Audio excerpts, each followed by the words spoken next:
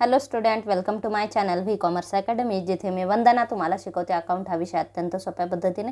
मुलांनो, सध्या आपण फायनान्शियल अकाउंट, मॅनेजमेंट अकाउंट आणि कॉस्ट अकाउंट यांचे काही MCQ क्वेश्चन डिस्कस करत आहोत. आजच्या व्हिडिओमध्ये आपल्याला फायनान्शियल अकाउंटिंगचे काही इम्पॉर्टंट MCQ डिस्कस करायचे आहे.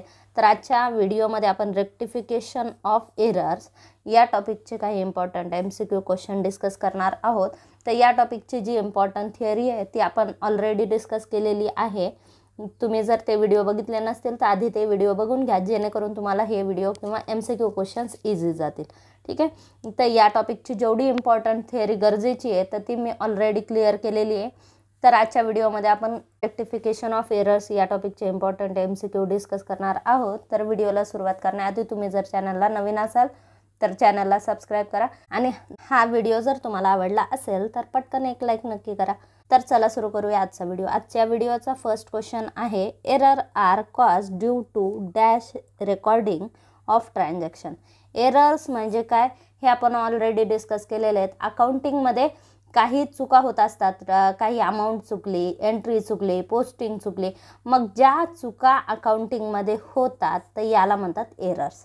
ठीक आहे. बाय मिस्टेक आपण जर समजा अमाऊंट चुकीची लिहिली, 1500 एखाद्या ट्रान्झॅक्शनची सेल्सची अमाऊंट 1500, आपण ती 500च रेकॉर्ड केली. ठीक आहे. किंवा सेल्सचे ट्रान्झॅक्शन आहे आपण परचेस म्हणून रेकॉर्ड केले. तर असे जे काही चुका अकाउंटिंगमध्ये होतात, अकाउंटिंग प्रोसिजर पूर्ण करताना, म्हणजे जर्नल एंट्री पास करणे, त्यानंतर अकाउंटिंगचे लेजर पोस्टिंग करणे, त्यानंतर टोटल करणे अकाउंटचे.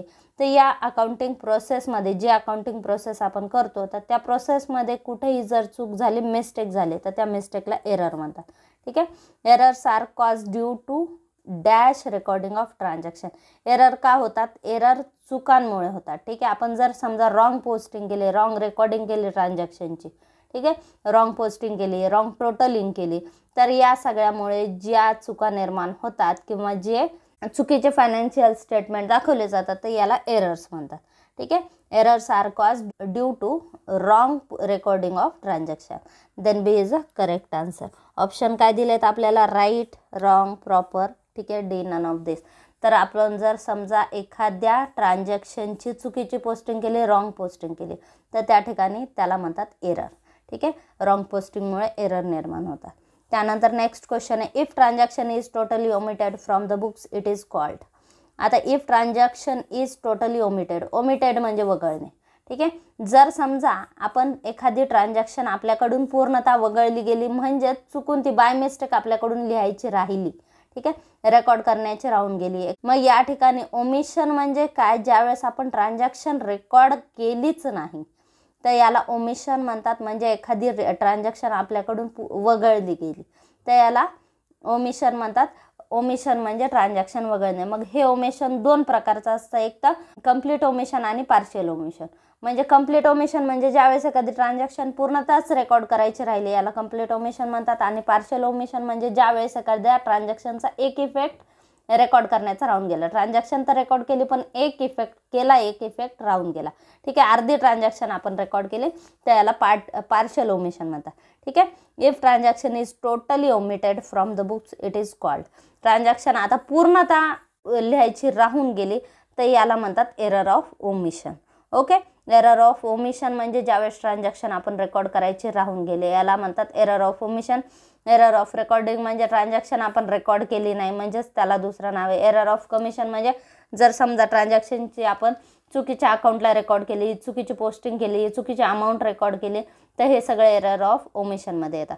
ठीक आहे. आणि एरर ऑफ प्रिन्सिपल म्हणजे अकाउंटिंग प्रिन्सिपल्स जे आपण यूज करतो तर ते जर चुकीचे यूज केले आपण किंवा चुकीचे अकाउंटिंग प्रिन्सिपल फॉलो केले आणि एंट्री चुकीची पास केली तर याला एरर ऑफ प्रिन्सिपल म्हणतात. ठीक आहे. आता इथे काय विचारलं, if transaction is totally omitted from the books it is called as error of omission. ठीक आहे. Then D is a correct answer. त्यानंतर नेक्स्ट क्वेश्चन आहे, error occurred due to wrong posting are called as error of dash. Error occurred due to wrong posting. ठीक आहे. आपण wrong posting केलेली आहे त्याला काय म्हणणार? आता ऑप्शन दिले, प्रिन्सिपल म्हणजेच error of principle, compensating error, error of omission आणि एरर ऑफ कमिशन. हे अकाउंटिंग एरर्सचे महत्त्वाचे 4 टाईप्स आहेत. यातलं एरर ऑफ ओमिशन म्हणजे ज्यावेळेस आपण एखादी ट्रान्झॅक्शन रेकॉर्ड करायची राहून गेली, पूर्णतः रेकॉर्ड करण्याची राहून गेली, किंवा त्या ट्रान्झॅक्शनचा एखादा इफेक्ट रेकॉर्ड करण्याचा राहून गेला, वगळली गेली एखादी ट्रान्झॅक्शन, तर याला काय म्हणतात? याला म्हणतात एरर ऑफ ओमिशन. त्यानंतर प्रिन्सिपल एरर म्हणजे ज्यावेळेस अकाउंटिंग प्रिन्सिपल यूज करण्यात आपण मिस्टेक केली, चुकीचे अकाउंटिंग प्रिन्सिपल फॉलो केले. जर समजा एखादा खर्च कॅपिटल एक्सपेंडिचर आहे, आपण ट्रीट केला रेव्हेन्यू एक्सपेंडिचर म्हणून, किंवा रेव्हेन्यू एक्सपेंडिचर आहे, आपण ट्रीट केला कॅपिटल एक्सपेंडिचर म्हणून, तर याला म्हणतात एरर ऑफ प्रिन्सिपल.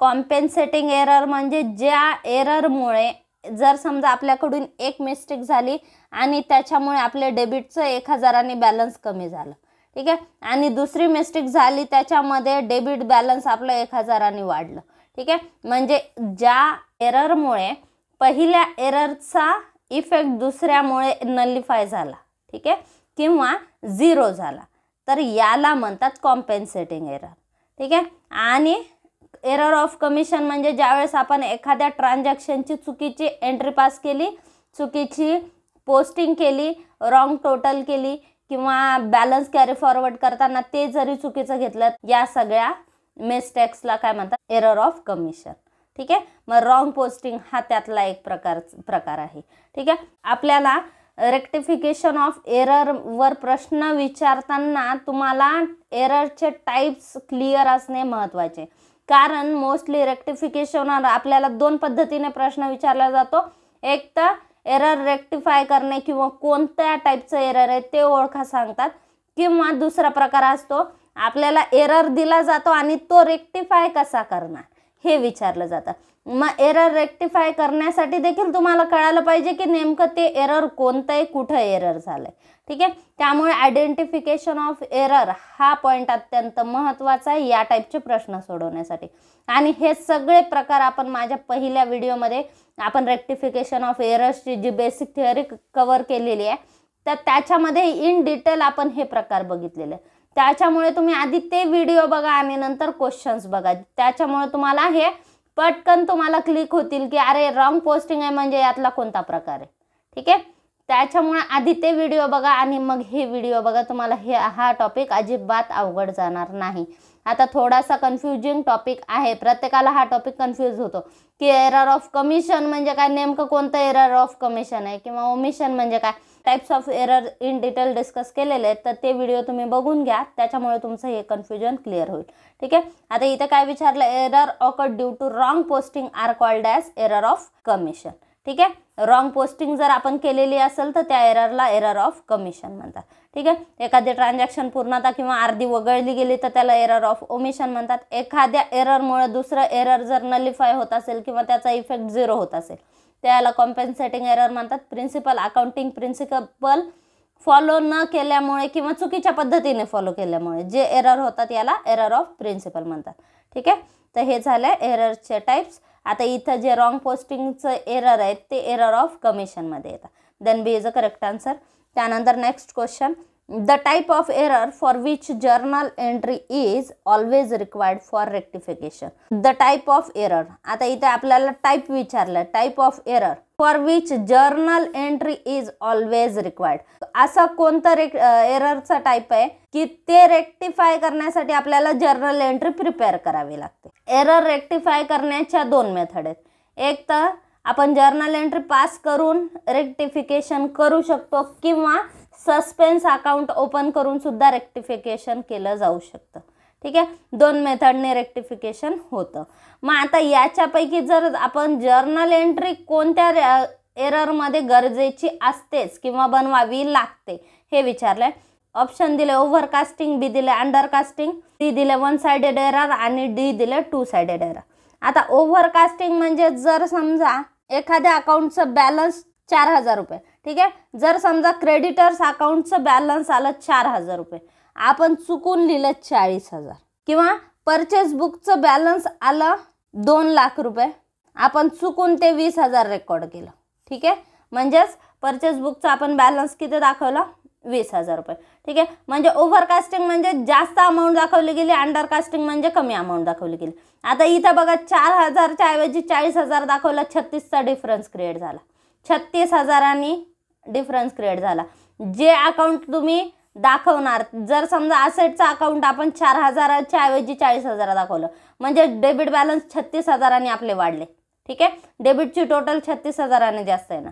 आता इथं अंडरकास्टिंग केलं, जर समजा फर्निचर 2 लाख आहे, आपण दाखवलं 20,000 म्हणजे डेबिट बॅलन्स कितीने कमी झाला, 2 लाख मायनस 20,000, 1,80,000 कमी झालं डेबिट बॅलन्स. ठीक आहे, म्हणजे डिफरन्स कितीचा क्रेडिट झाला, 1,80,000. त्यानंतर वन साइडेड एरर. आता तुम्हाला एक ट्रान्झॅक्शन, एक ॲडजस्टमेंट येते बघा, credit sales of goods 10,000 recorded in sales book but not recorded in creditors. ठीक आहे, आपण जर समजा ए कडून गुड्स परचेस केल्या, ए कडून गुड्स 20,000च्या परचेस केल्या, आपण परचेस बुकमध्ये तर रेकॉर्ड केलं पण एच्या अकाउंटला याची एंट्री केली नाही. ठीक आहे, मग हे झालं वन साइडेड एरर. ठीक आहे, एका साईडमध्ये एक साईड बरोबर केली आपण, एका साईडला आपण रेकॉर्ड केलं नाही, मग हे वन साइडेड एरर झालं. ठीक आहे, आता याच्यामुळे सुद्धा 20,000चा डिफरन्स क्रिएट होईल. आता ते डिफरन्स क्रिएट होतोय बघा डेबिट क्रेडिटमध्ये, इथं डिफरन्स क्रिएट होतोय डेबिट क्रेडिटमध्ये, इथं डिफरन्स क्रिएट होतोय डेबिट क्रेडिटमध्ये, म्हणजेच आपलं ट्रायल बॅलन्स टॅली होणार नाही.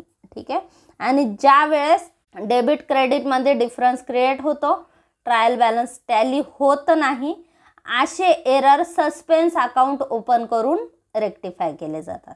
असे एरर सस्पेन्स अकाउंट तात्पुरतं ओपन केलं जातं आणि या एंट्री, या ट्रान्झॅक्शनचं किंवा या एररचं रेक्टिफिकेशन नंतर केलं जातं. पण जे 2 साइडेड एरर आहेत, म्हणजे जिथे दोन्ही साईडला एरर आहेत, म्हणजे 2 साइडेड म्हणजे डेबिटला आणि क्रेडिटला दोन्ही साईडला एरर आहेत, म्हणजेच दोन्ही साईडने जर समजा एखादी एंट्री आपण सेल्स केले 1,000चे पण आपण रेकॉर्डच केले नाही, दोन्ही बाजूला रेकॉर्ड केलेले नाही, डेबिट लाईन आहे क्रेडिट लाईन, मग डेबिटचे अमाऊंट 1,000 कमी येणार, क्रेडिटचे अमाऊंट 1,000 कमी येणार. ठीक आहे, दोन्ही साईड कमी झाले म्हणजे ट्रायल बॅलन्स आपलं टॅली होणार आहे. ट्रायल बॅलन्स टॅली झालं तर इथे सस्पेन्स अकाउंट ओपन होत नाही, मग या एंट्रीचं रेक्टिफिकेशन आपल्याला जर्नल एंट्री पास करावी लागते. नंतर या सेल्सची जर्नल एंट्री पास होईल आणि त्याचं रेक्टिफिकेशन केलं जातं. ठीक आहे, देन 2 साइडेड एरर हे जर्नल एंट्री पास करून रेक्टिफाय केले जातात. ठीक आहे, आणि ज्या एररमुळे डेबिट आणि क्रेडिट बॅलन्सेसमध्ये डिफरन्स क्रिएट होतो, म्हणजेच थोडक्यात ट्रायल बॅलन्स टॅली होत नाही, आणि ज्या ठिकाणी ट्रायल बॅलन्स टॅली होत नाही ते एरर सस्पेन्स अकाउंट ओपन करून रेक्टिफाय केले जातात. ठीक आहे, म्हणजे त्या केसमध्ये सस्पेन्स अकाउंट ओपन होतं. सस्पेन्स अकाउंट हे एक टेम्पररी अकाउंट आहे जे रेक्टिफिकेशनसाठीच ओपन केलं जातं. ठीक आहे, समजा ट्रायल बॅलन्स टॅली झालं नाही, हे आपलं ट्रायल बॅलन्स आहे. ट्रायल बॅलन्सची टोटल जर समजा इथे डेबिट टोटल आली 2 लाख आणि क्रेडिटची 1,80,000 आली. ठीक आहे, म्हणजेच इथे जर समजा आता इथे मी इथे ट्रायल बॅलन्स ओपन केला. ठीक आहे, हे आपलं ट्रायल बॅलन्स, इथं डेबिटची टोटल आली 2 लाख रुपये डेबिट बॅलन्सेस आणि क्रेडिट बॅलन्सेसची टोटल येते 1,80,000. ठीक आहे, म्हणजेच 20,000चा इथं डिफरन्स क्रिएट झाला. हा जो डिफरन्स क्रिएट झाला मग इथे 20,000साठी सस्पेन्स अकाउंट क्रिएट केलं जातं. ठीक आहे, मग इथं 20,000साठी सस्पेन्स अकाउंट ओपन केलं जातं. मग हे कोणत्या टाईपचे एरर आहेत, तर हे एरर वन साइडेड एरर आहेत किंवा अंडरकास्टिंग ओव्हरकास्टिंगचे एरर आहेत. ठीक आहे, ज्याच्यामुळे ट्रायल बॅलन्स टॅली होत नाही. आणि 2 साइडेड एररमध्ये ट्रायल बॅलन्स टॅली होतं पण इथे एरर असतो. ठीक आहे, ट्रायल बॅलन्समध्ये एरर असतो, आपण ही ट्रान्झॅक्शन रेकॉर्डच केलेली नाही. ठीक आहे, मग त्यामुळे नंतर ही जर्नल एंट्री करून ही ट्रान्झॅक्शन रेकॉर्ड केली जाते. मग या 2 साइडेड एररचं रेक्टिफिकेशन कसं केलं जातं, जर्नल एंट्री तयार करून केलं जातं. ठीक आहे, प्रश्न काय विचारला, the type of error for which journal entry is always required for rectification. ठीक आहे, आपण इथे एंट्रीज पासच केलेली नाही, मग आपल्याला इथे पास करावी लागेल, रेक्टिफिकेशन करताना ती पास करावी लागेल. Then D is a correct answer, 2 sided error. त्यानंतर next, suspense account is open when dash does not tally. आत्ताच मी वरच्याच ह्याच्यामध्ये उत्तर दिलं तुम्हाला की सस्पेन्स अकाउंट कधी ओपन होतं, ज्यावेळेस ट्रायल बॅलन्स टॅली होत नाही. ठीक आहे, इथे बघा ट्रायल बॅलन्सची डेबिटची टोटल 2 लाख आली, क्रेडिटची 1,80,000 आली, म्हणजे क्रेडिट बॅलन्सेस 20,000 कमी झाले. मग आपण हे नंतर शोधणार, कुठे कमी झाले हे नंतर शोधणार, पण सध्या आपण ट्रायल बॅलन्स टॅली करून घेणार आणि अकाउंट मेंटेन करणार. ओके, मग हे जे एरर आहेत हे तात्पुरतं आपण सस्पेन्स अकाउंट 20,000साठी ओपन करणार आणि रेक्टिफिकेशन त्याचं करणार. ठीक आहे, मग सस्पेन्स अकाउंट कधी ओपन होतं, ज्यावेळेस ट्रायल बॅलन्स टॅली होत नाही. Then A is a correct answer. Suspense account is open when trial balance does not tally. Trial balance tally झालं नाही की आपण तिथे सस्पेन्स अकाउंट ओपन करतो. जेवढ्या बॅलन्सचा डिफरन्स येतो तेवढ्यासाठी ट्रायल बॅलन्समध्ये सस्पेन्स अकाउंट दाखवलं जातं. ठीक आहे. Then A is a correct answer. त्यानंतर next, rectification entries are passed in dash. आता इथे वरती सांगितलं रेक्टिफिकेशन एंट्री करून आपण काय केलं, एरर रेक्टिफाय केलं. मग ही जी रेक्टिफाईड एंट्री आहे ही कुठे पास होते हे विचारलं. ठीक आहे. रेक्टिफाईड एंट्री ही जर्नल प्रॉपर, आपले जे सबसिडरी बुक्स आहेत, सबसिडरी बुक्सचे आपण 7 प्रकार डिस्कस केलेले आहेत बघा. ठीक आहे. 11th कॉमर्सचा जो सबसिडरी बुक्सचा टॉपिक मी कव्हर केलेला आहे, तर त्याच्यामध्ये हे जे सबसिडरी बुक्सचे टाईप्स आहेत ते 7 टाईप्स आपण ऑलरेडी डिस्कस केलेले आहेत. याच्यामध्ये कोणत्या एंट्री होतात ते सुद्धा डिस्कस केलेले. तर त्याच्यामध्ये आपण जर समजा रेक्टिफाईड एंट्री केली असेल तर रेक्टिफाईड एंट्री ही जर्नल प्रॉपर हे 7 नंबरचं किंवा शेवटचं सबसिडरी बुक आहे, तर त्याच्यात पास केली जाते. ठीक आहे. Then A is a correct answer. Balance sheet, ledger, cashbook याच्यामध्ये कशातच जर्नल एंट्री पास होत नाही. जर्नल एंट्री एक तर सेपरेट जर्नल एंट्रीज म्हणून पास होतात किंवा सबसिडरी बुक्समध्ये सुद्धा जर्नल एंट्री पास केल्या जातात. ठीक आहे. Then A is a correct answer. Journal proper हे एक सबसिडरी बुक्स आहेत ज्याच्यामध्ये सगळ्या कॉमन एंट्रीज असतात आणि रेक्टिफिकेशनच्या एंट्री देखील याच्यात पास केल्या जातात. ज्या एंट्री पास करण्यासाठी आपल्याकडे स्पेशल सबसिडरी बुक्स अवेलेबल नाही आहे त्या सगळ्या एंट्री जर्नल प्रॉपरमध्ये मेंटेन केल्या जातात. ठीक आहे. आणि त्यामुळे रेक्टिफिकेशनच्या एंट्री देखील जर्नल प्रॉपरमध्ये दाखवल्या जातात. Then A is a correct answer. त्यानंतर नेक्स्ट क्वेश्चन आहे, temporary account open to rectify the entry is known as. आता इथे सांगितलं मी तुम्हाला अकाउंटमध्ये रेक्टिफिकेशन जे होतं, एंट्रीज जर चुकीच्या पास झाल्या किंवा जे एरर झालेले तर त्याचं रेक्टिफिकेशन करण्यासाठी 2 मेथडने होतं. एक तर जर्नल एंट्री पास करून किंवा सस्पेन्स अकाउंट ओपन करून. ठीक आहे. रेक्टिफाईड एंट्री जर्नल प्रॉपरमध्ये पास केल्या जातात आणि जर समजा आपण अकाउंट ओपन करून रेक्टिफिकेशन केलं तर ते अकाउंट कोणतं ओपन केलं जातं, सस्पेन्स अकाउंट. ठीक आहे. आत्ताच मागच्या क्वेश्चनमध्येच आपण बघितलं, जर ट्रायल बॅलन्स टॅली झालं नाही तर जेवढ्या अमाऊंटने ट्रायल बॅलन्स टॅली झालं नाही तेवढ्या अमाऊंटसाठी काय केलं जातं, सस्पेन्स अकाउंट ओपन केलं जातं. आणि हे कोणतं अकाउंट आहे, हे एक टेम्पररी अकाउंट आहे आणि ते कशासाठी आपण ओपन केलेलं आहे, रेक्टिफिकेशनसाठी. क्वेश्चन काय विचारला, temporary account open to rectify the entry is known as. आपण जर समजा आपल्याकडे अकाउंटमध्ये एंट्री पास करताना किंवा रेकॉर्डिंगमध्ये, पोस्टिंगमध्ये जे काही एरर झालेले आहेत ज्याच्यामुळे आपल्या अकाउंट टॅली होत नाहीत, तर त्याच्यासाठी आपण जे रेक्टिफिकेशन करतो तर त्यासाठी टेम्पररी अकाउंट कोणतं ओपन केलं जातं, सस्पेन्स अकाउंट. ठीक आहे. Then C is a correct answer. त्यानंतर नेक्स्ट क्वेश्चन आहे, transaction recorded in contravention of the accounting principle are known as. Transaction recorded in contravention of the accounting principle. जर समजा accounting principal आपण follow करताना ते चुकीचे फॉलो केले, कॉन्ट्राव्हेन्शन म्हणजे आपण ते फॉलो केले नाही. ठीक आहे. उल्लंघन, कॉन्ट्राव्हेन्शन म्हणजे काय, उल्लंघन. म्हणजे अकाउंटिंग प्रिन्सिपलचं आपण उल्लंघन केलं आहे म्हणजेच ते अवॉइड केलेत, ते फॉलो केले नाही. ठीक आहे. मग अशा एररला काय म्हणतात हे विचारलं आहे. मग या एररला म्हणतात एरर ऑफ प्रिन्सिपल. ज्यावेळेस आपण अकाउंटिंगमध्ये ट्रान्झॅक्शन रेकॉर्ड करताना अकाउंटिंगचे प्रिन्सिपल फॉलो केले नाहीत, अकाउंटिंगचे प्रिन्सिपल अवॉइड केले किंवा चुकीचे अकाउंटिंग प्रिन्सिपल फॉलो केले तर त्याच्यामुळे जे एरर निर्माण होतात त्या एररला म्हणतात error of principle. Transaction recorded in contravention of the accounting principle are known as error of principle. Error of omission म्हणजे एखादी ट्रान्झॅक्शन आपण रेकॉर्डच केली नाही किंवा तिचा एखादा इफेक्ट आपण रेकॉर्ड केला नाही तर याला एरर ऑफ ओमिशन म्हणतात. एरर ऑफ कमिशन म्हणजे अकाउंटिंगची जी प्रोसिजर आहे, ट्रान्झॅक्शनची जर्नल एंट्री पास करणे, पोस्टिंग करणे, त्यानंतर लेजर टॅली करणे, तर ही जी अकाउंटिंगची सगळी प्रोसेस आहे तर त्या प्रोसेसमध्ये जर मिस्टेक झाली तर याला एरर ऑफ कमिशन म्हणतात. आणि कॉम्पेन्सेटिंग एरर म्हणजे आधी एक एरर झाला, ठीक आहे, आणि त्याच्यामुळे जो इफेक्ट झाला तो दुसऱ्या एररनी नलिफाय झाला किंवा 0 झाला. ठीक आहे. तर या एररला काय म्हणतात, कॉम्पेन्सेटिंग एरर. ओके. आता इथे काय विचारलं, ट्रान्झॅक्शन जर आपण रेकॉर्ड केली आणि अकाउंटिंगचे प्रिन्सिपल फॉलो केले नाहीत तर ते एरर ऑफ प्रिन्सिपलमध्ये येतं. ओके, याचं एक्झाम्पल काय, जर समजा आपण मशिनरीचे रिपेअर्स केले, रिपेअर्ससाठी खर्च केला आणि तो मशिनरीच्या कॉस्टमध्ये प्लस केला. रिपेअर्स हा रेव्हेन्यू एक्सपेंडिचर आहे, आपण कॅपिटल म्हणून ट्रीट केला. ठीक आहे, मग हे एरर काय येणार, एरर ऑफ प्रिन्सिपल येणार. त्यानंतर नेक्स्ट क्वेश्चन आहे, dash entry depends generally on when the error is detected. Dash entry depend, कोणती एंट्री डिपेंड आहे, कशावर डिपेंड आहे, generally on the error detected. जेव्हा एरर डिटेक्ट होईल, जिथे एरर डिटेक्ट होईल, एरर ज्या पद्धतीने डिटेक्ट झाला किंवा जो एरर झाला, ज्या पद्धतीने एरर झाला त्या पद्धतीनेच त्याचं रेक्टिफिकेशन केलं जातं.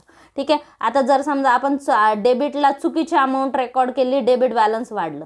ठीक आहे, चुकून डेबिट बॅलन्स वाढलं तर आपल्याला ते डेबिट बॅलन्स कमी करावं लागेल. चुकून आपल्या एंट्रीमध्ये क्रेडिट बॅलन्स वाढलं तर ते क्रेडिट कमी करावं लागेल. ठीक आहे, मग ती एंट्री कशावर डिपेंड आहे, अकाउंटिंग रूल्सवर डिपेंड नाही, पहिली एंट्री कुठे चुकली त्याच्यावर रेक्टिफिकेशन डिपेंड आहे. ठीक आहे, आपण जर समजा एखादं काम आपलं चुकलेलं आहे तर ते आपल्या पुढचं काम कशावर डिपेंड असतं, त्या चुकीवर, काय चूक झाली, कुठे चूक झाली त्याच्यावर डिपेंड असतं का नाही. आपल्याला कसं काम येतं किंवा आपण कसं काम करतो याच्यावर डिपेंड राहणार नाही, ज्या पद्धतीने चूक झाली त्या पद्धतीने ती चूक निस्तरावी लागेल आपल्याला.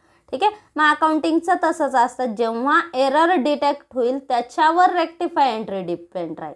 ठीक आहे, त्यामुळे रेक्टिफाय एंट्री करताना आपण काय, त्याचे रूल्स काय, क्लासिफिकेशन काय हे फॉलो करणार, पण आधी चूक कशी झाली त्याच्यावरती एंट्री डिपेंड राहणार. ठीक आहे, चुकून जे डेबिट झालं ते आपल्याला क्रेडिट करावं लागेल, त्यावेळेस ते रेक्टिफिकेशन पूर्ण होईल. इथे काय विचारलं, dash entry depends generally on when the error is detected. Error कुठे डिटेक्ट झाला त्याच्यावर रेक्टिफाय एंट्री डिपेंड असते. ठीक आहे, then B is a correct answer. त्यानंतर नेक्स्ट क्वेश्चन आहे, purchase of office furniture ₹12,000 has been debited to general expenses account. It is dash. ठीक आहे, आपण पर्चेस ऑफ ऑफिस फर्निचर, आपण ऑफिस फर्निचर परचेस केलं, किती रुपयाचं फर्निचर परचेस केलं, 12,000 रुपये. ठीक आहे, has been debited to general expenses account, आणि ते डेबिट कुठं झालं, जनरल एक्सपेन्सेस अकाउंटला. ठीक आहे, जनरल एक्सपेन्सेस म्हणजे आपण ऑफिस फर्निचर परचेस केलं. ठीक आहे, फर्निचर परचेस केलं म्हणजेच आपलं हे एक्सपेंडिचर कोणतं, हे कॅपिटल एक्सपेंडिचर आहे. ठीक आहे, कॅपिटल एक्सपेंडिचर आहे, आपण डेबिट कुठं केलं, जनरल एक्सपेन्सेसला. जनरल एक्सपेन्सेस कुठे येणार, प्रॉफिट अँड लॉस अकाउंटला. म्हणजे आपण कॅपिटल एक्सपेंडिचर केला आणि तो रेव्हेन्यू एक्सपेंडिचर म्हणून ट्रीट केला. ठीक आहे, ज्या वेळेस आपण अकाउंटिंगमध्ये कॅपिटल एक्सपेंडिचर कोणते असतात, रेव्हेन्यू एक्सपेंडिचर कोणते असतात, हे आपल्याला अकाउंटिंगचे रूल्स दिलेले आहेत. ठीक आहे, आणि ते फॉलो करून आपण ते फॉलो करणे म्हणजेच आपण काय करतो, अकाउंटिंग प्रिन्सिपल फॉलो करतो. ठीक आहे, आणि ती जर कन्सेप्ट आपण फॉलो केली नाही, कॅपिटल रेव्हेन्यूची कन्सेप्ट आपण फॉलो केली नाही, तर या ठिकाणी हा एरर कोणता आहे, प्रिन्सिपल एरर आहे.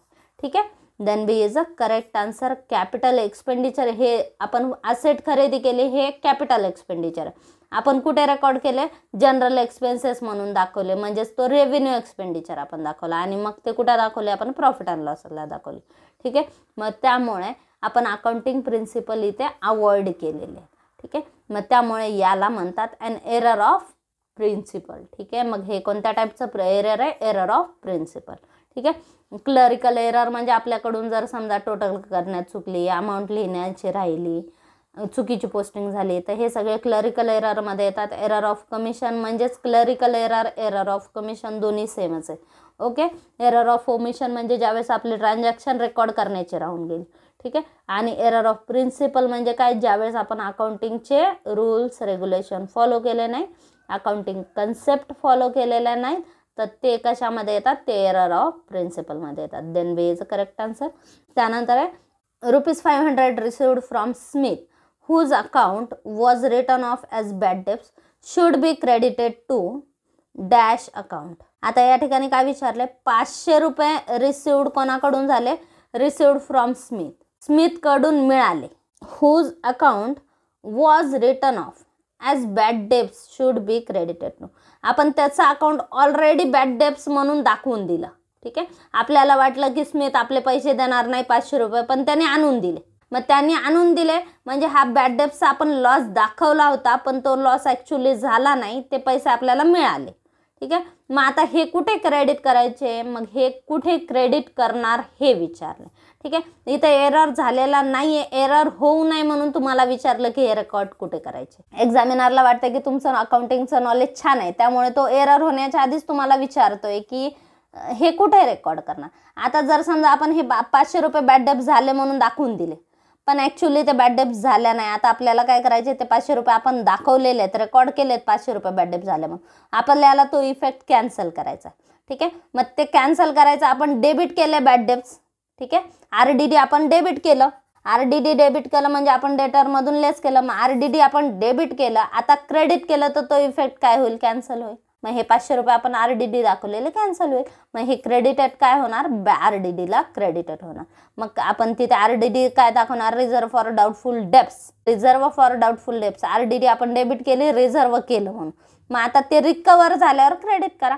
ठीक आहे. मग आपण इथे काय दाखवणार, बॅड डेब्ट्स रिकवर्ड अकाउंट. म्हणजे RDDचं आपण ओल्ड, आपल्याला RDDचं क्रेडिट बॅलन्स येतं का नाही, फायनल अकाउंटमध्ये बघा कधी कधी आपल्याला RDDचं क्रेडिट बॅलन्स येतं.